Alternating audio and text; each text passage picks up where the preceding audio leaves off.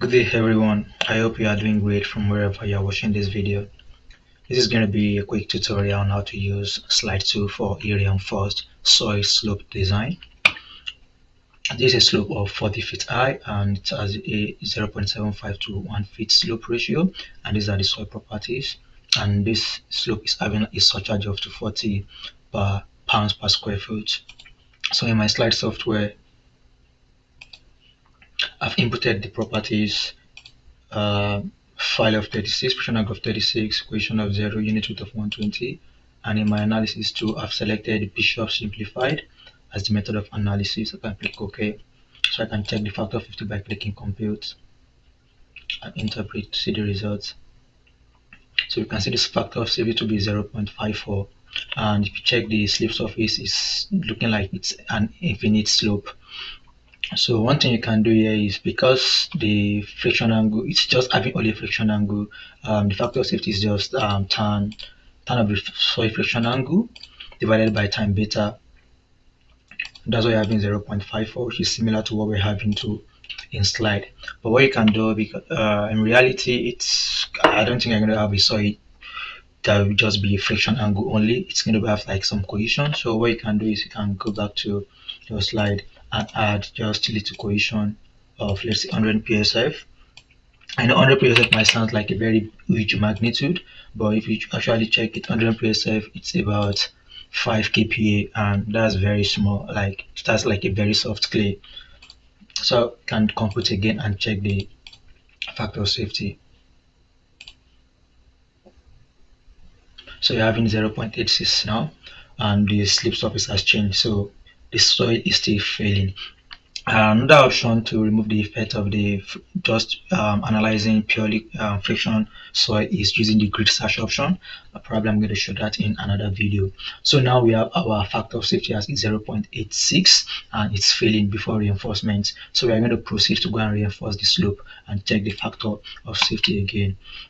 For this particular slope reinforcement, I used Schmertmann 1987 charts, though it has some limitations, but all the criteria are met for this particular condition. And in my slope design, I've been able to know the number of reinforcement I'll be using. And in my design, I divided it into two zones, zone 1 and zone 2. And I didn't know the length of the reinforcement and the spacing of the reinforcement. For me to implement this in slide, just go to slide, and I'm going to go to my properties and define the supports, and I'm going to call this zone 1, and I'm going to change it to geosynthetic. And that's two methods, method A and method B. Method A is just that you need to input your allowable strength, but if you're using method B, you need to input your ultimate design strength. So we'll be using method A. For the strip coverage tool, I'll be using 100% just for more rigidity, so it's going to be acting like a geomembrane. But if you are reducing the strip coverage, let's say maybe 50% or 60%, that means it's going to be acting like a grid.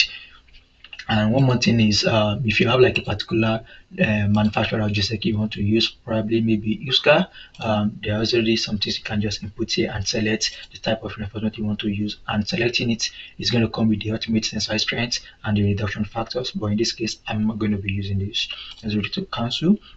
And for my allowable strength design, I've already estimated that in my design. So for the top and bottom, since I'm dividing into two, I already have the ultimate, and I also estimated the allowable using this formula. It's also called the long-term design strength. So I have 2000 for zone 1, so I'm going to input 2000. And for my support 2, zone 2, I'm going to do the same thing. This zone 2, I'm going to change it to geosynthetic. I'm going to leave it at method 100%. And for zone 2, the allowable is 750. I'm going to make it 750, and I'm going to click OK.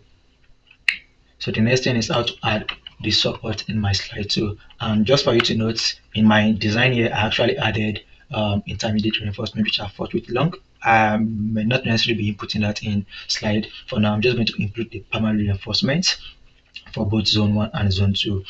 And from my design, I actually estimated the spacing to be 3.6 and 1.75. However, I changed it to 3.5 and 1.5 for easy construction. And I have a spacing of 0.25, which I'm going to explain here. So from this bottom here to the first reinforcement is going to be 0.25 feet. Similarly here, from here to the first reinforcement is 0.25 feet, and from here to the first primary reinforcement is 0.25, and from the top here to the first reinforcement is going to be 0.25 feet. For me to be able to do that in slide, I'm going to use the material boundary to add that. So I'm going to click on material boundary, and this is like the bottom of my slope here, which is 20 feet. And for me to put the primary reinforcement, I'm going to add 0.25 to that, so it's 0.20.25. So I'm going to make it 90 degree, and I'm going to click here, click done. So also for me to put the boundary for this reinforcement here, so I'm going to add 20 plus 25, that's 45, that's going to be 44.75. So I'm going to click material boundary again, 0.44.75. I'm going to make it 90 degree. So this is the boundary for my zone 1 reinforcement. So for me to add it now, it has a length of 33.75 and spacing of 3.5. So I'm going to go to support. If I click add support and do this, I won't be able to add it efficiently. I might be the one to be spacing it myself. So instead of doing this, no. So I can just delete this and just add it in a more efficient way. So instead of doing that, I'm just going to go to support and do add support pattern. So for my zone 1, the length of it is 33.75 from my design. And I'm going to space it vertically. The space is 0.5 feet. And I'm going to click angle from horizontal. So angle from horizontal, it applies in such a way that it's to the right. So for me to change the reinforcement to the left, I'm going to make it 180 degree. I'm going to click OK. So now I can click on this first point and add my reinforcement. It's more efficient now and faster. So I'm going to do the same thing for the zone 2, which is 30 feet long and 1.5 feet spacing, and I'm going to create the boundary, the 0.25 offset first. So to create the 0.5 offset, I'm using material boundary again, and it's going to be 45 0.45.25. I'm going to make it 90 degree. I'm going to click OK, and for this top, I'm going to offset it 0.52. It is 65, so I'm going to be 0.64.75 for the 0.25 offset. So I'm going to make it 90 degree. I'm going to click OK. So that's the boundary for my top reinforcement too. So I can go to my support, add support pattern. This time around it's going to be zone 2, and the length is 30 feet.